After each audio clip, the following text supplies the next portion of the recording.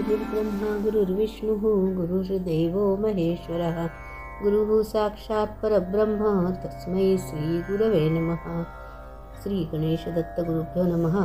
परमपूज्य श्री रामकृष्ण सरस्वती स्वामी महाराजांना वंदन करून त्यांनी दिलेल्या मार्गदर्शनपर आशीर्वादांचे मी पठण करीत आहे।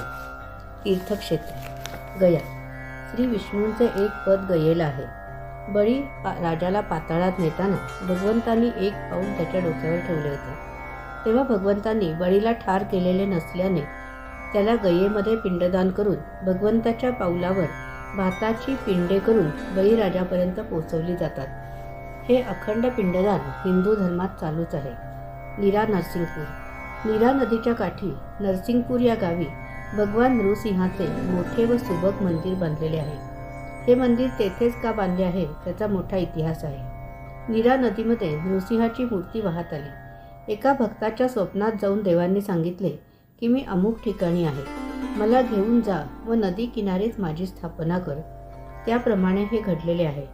नंतर तेथे मोठे सुबक मंदिर बांधण्यात आहे।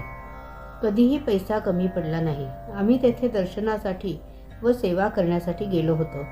तेव्हा पुजाऱ्यांना विनंती केली की आमच्या दुधाच्या अभिषेकानंतर देवांना स्पर्श करण्याची परवानगी द्यावी। त्याप्रमाणे पुजाऱ्यांनी तशी परवानगी दिली।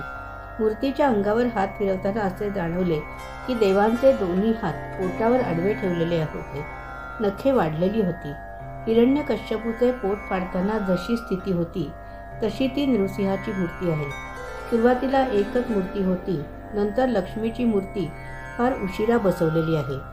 इतकी सुंदर मूर्ती पाण्यात वाहून येणे, पुजाऱ्याला स्वप्नात दृष्टांत होणे व माहिती देऊन स्थापना करावयास सांगणे हा मोठा चमत्कार आहे।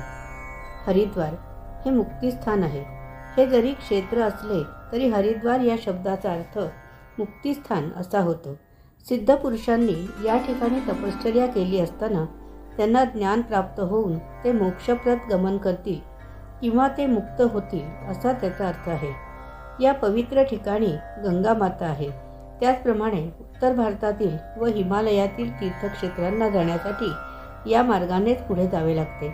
म्हणूनही या ठिकाणास हरिदर्शनासाठी जाण्याचे द्वार असेही म्हटले जाते।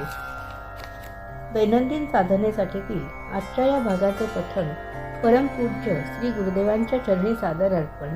आजची ही सेवा परमपूज्य श्री गुरुदेवांच्या चरणी सादर अर्पण। श्री गुरुदेव दत्त।